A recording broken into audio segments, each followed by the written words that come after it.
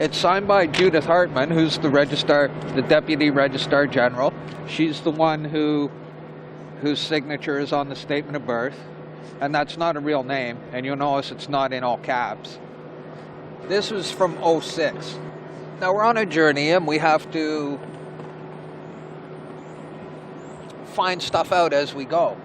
Now the critical thing, what's relevant here is, to be clear, the Office of the Registrar General, they're the ones who maintain these records, the Office of the Registrar General, right here.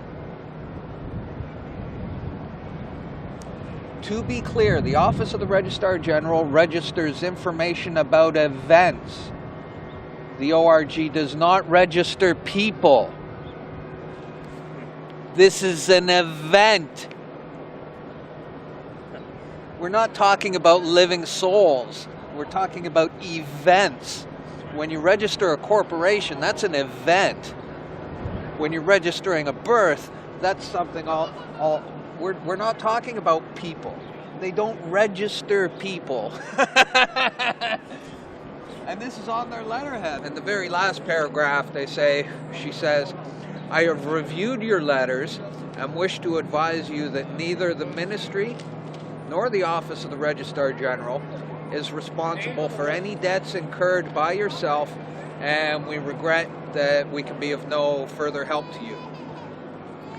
Now this is, we're on the journey. We knew that the bond, that the security of the person, the bond, had value if you knew what to do with it and how to use it. Clearly at this point in '06, that was not discovered yet. But we were on the right track, and these people are not our enemies. They have no conflict with us. We're just lost and we don't know what's going on. And when you ask them questions, they'll give you honest answers. There's no hostility here. They're just telling you, be aware that they're not responsible for any debts incurred by yourself. Later on, it was discovered how to use the security to discharge debts. I've discovered 3 ways to discharge debt.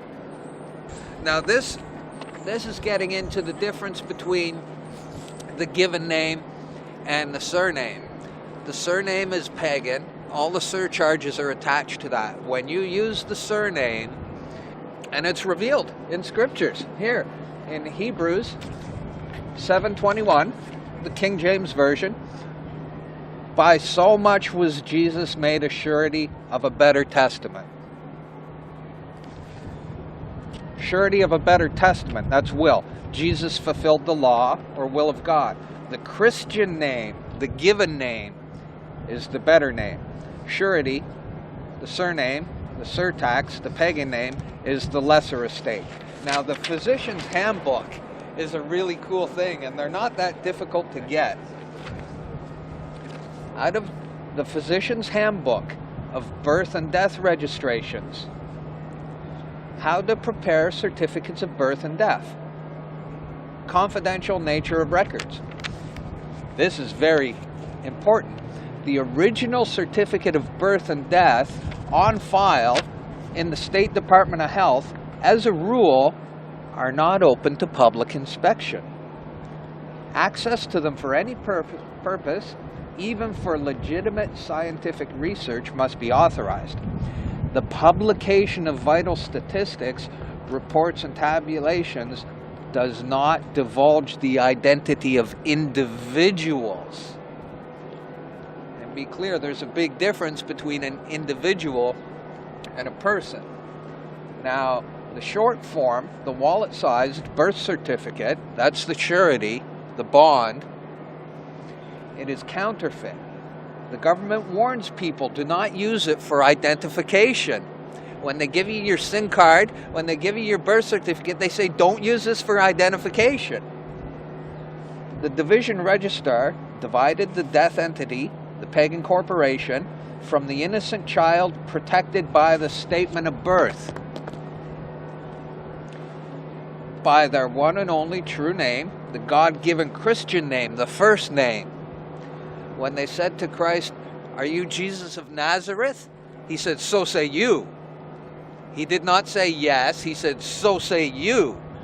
Because the Nazareth was the surcharge, the attachment. The Romans first developed the surname for the purposes of identification, for collection of taxes. Way back in Roman times, that's when they implemented this. And when they accused him, "Are you Jesus of Nazareth?" He's like, "So say you." I didn't say that. You said that, not me.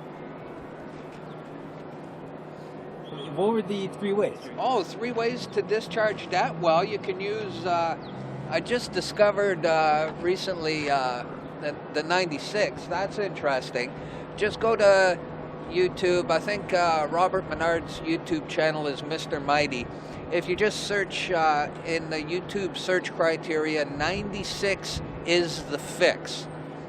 He explains how the statements that you receive have a built-in remedy, the remittance voucher.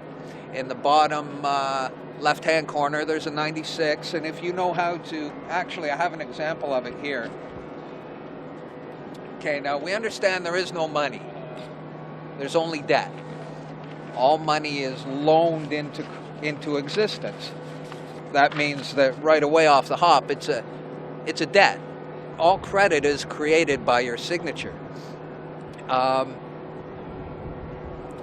There is no money, and so therefore we can't pay debts. We can only discharge debts, because there's debts and credits and nothing else. Since the bankruptcy, that's how it's been. Now, we've been tricked into going out and giving our labor away in exchange for negotiable debt instruments that we call money, and then using that money, which represents our labor, to discharge debts. And what most people think of as money, as value, it really doesn't have value. It represents debt. It doesn't represent wealth. And people are using debt to discharge other debts. How do you pay a debt with a debt? It's a negative and a negative. It doesn't.